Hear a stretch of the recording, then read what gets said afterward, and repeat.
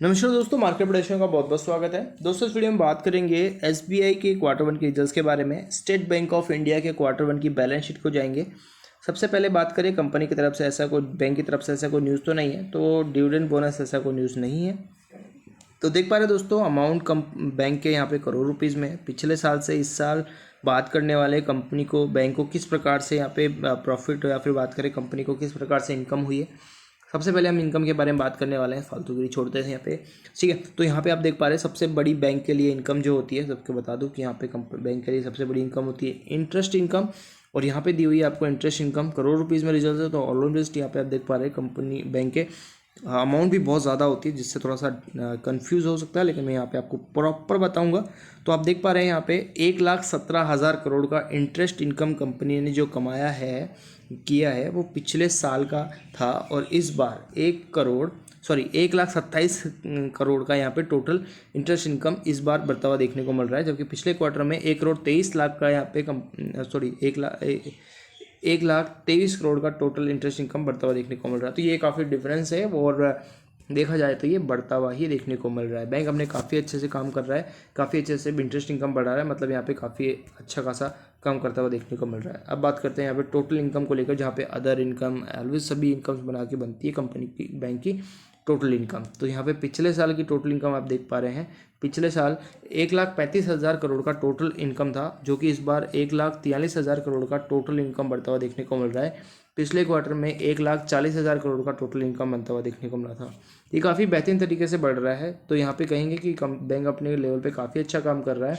अब बात करते हैं बैंक के खर्चों को किस प्रकार से बैंक ने यहाँ पे संभाला है जिससे बैंक को प्रॉफिट हो। तो यहाँ पे आप देख पा रहे हैं एक्सपेंडिचर खर्चे, टोटल खर्चे दिया हुआ है, हमें डायरेक्ट टोटल खर्चे से ही बात करनी है। तो देख पा रहे हैं पिछले साल बैंक के जो खर्चे थे वो 1,04,89 करोड़ के खर्चे थे। इस बार यहाँ पे अगर आप देखेंगे 1,10,000 के खर्चे देखने को मिल रहे हैं। तो इसी हिसाब से अगर आप देखेंगे पिछले क्वार्टर के अंदर 1,12,000 करोड़ के खर्चे थे।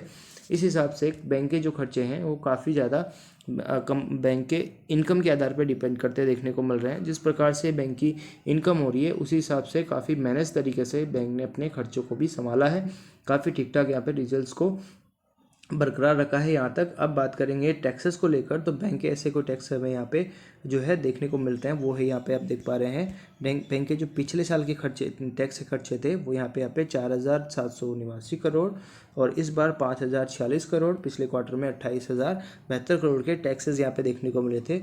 हम फाइनल अपने प्रॉफिट पे आते हैं। बैंक को इस बार फॉर द पीरियड बैंक को प्रॉफिट क्या होता देखने को मिल रहा है। तो यहाँ पे आप देख पा रहे हैं 10 नंबर पे बैंक का जो प्रॉफिट है वो दिया हुआ है। हम नेट प्रॉफिट से भी बात करेंगे, तो यहाँ पे थोड़ा सा और देख लेते हैं। Net profit for the period यहाँ पे दिया हुआ है वो है 14 नंबर पे। ठीक है, थोड़ा सा कंफ्यूजन लेके आता है ये, क्योंकि काफ़ी सारे net profit for the period यहाँ पे दिया हुआ है, लेकिन हम यहाँ पे 14 नंबर पे जो net profit for the period है उस पर बात करेंगे। तो यहाँ पे सबसे पहले बात करते हैं पिछले साल क्वार्टर वन के अंदर कितना प्रॉफिट हुआ था। तो आप देख पा रहे हैं पिछले साल क्वार्टर वन के अंदर 19,160 करोड़ का बैंक को प्रॉफिट हुआ था, जो कि ये बढ़कर हो गया है 21,121 करोड़। पिछले क्वार्टर में अगर आप देखेंगे वो 19,683 करोड़ का टोटल प्रॉफिट यहाँ पे बढ़ता हुआ देखने को मिला था। इस हिसाब से year on year quarter to quarter bank का जो स्टेट बैंक ऑफ इंडिया का जो प्रॉफिट है वो हमें बढ़ता हुआ देखने को मिल रहा है, जो कि काफ़ी अच्छे से है। बैंक अपने लेवल पर बहुत बढ़िया काम कर रहा है। शेयर पे भी एक पॉजिटिव इम्पैक्ट पड़ने के चांसेस रहेंगे। आप अपने लेवल पे बताइए किस प्रकार से रिजल्ट्स आते देखने को किस प्रकार से रिजल्ट्स आए हैं, क्या ये शेयर मार्केट पे पॉजिटिव इम्पैक्ट डालेंगे या नेगेटिव। यहाँ पे चलते हैं बैंक के ईपीएस को लेकर। तो यहाँ पे सबसे पहले हम अगर ईपीएस की बात करें तो यहाँ पे आप देख पा रहे हैं यहाँ पे 1 रुपये रेशियो के हिसाब से जो है 1 रुपये प्रति शेयर वैल्यू के हिसाब से ईपीएस के बारे में बताया हुआ है, जो कि आप देखेंगे पिछले साल ईपीएस था 21 पॉइंट्स के साथ, जबकि इस बार 22.88 बढ़ता हुआ देखने को मिल रहा है। पिछले क्वार्टर में 21.32 देखने को मिला था। तो ये भी अपने आप में काफ़ी मैनेज है और ईपीएस भी यहाँ पे ईयर ऑन ईयर पे बढ़ता हुआ देखने को मिल रहा है।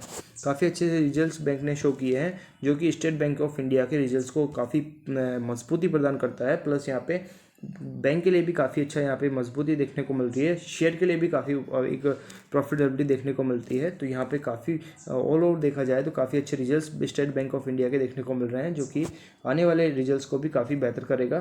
धन्यवाद, लाइक सब्सक्राइब करेंगे।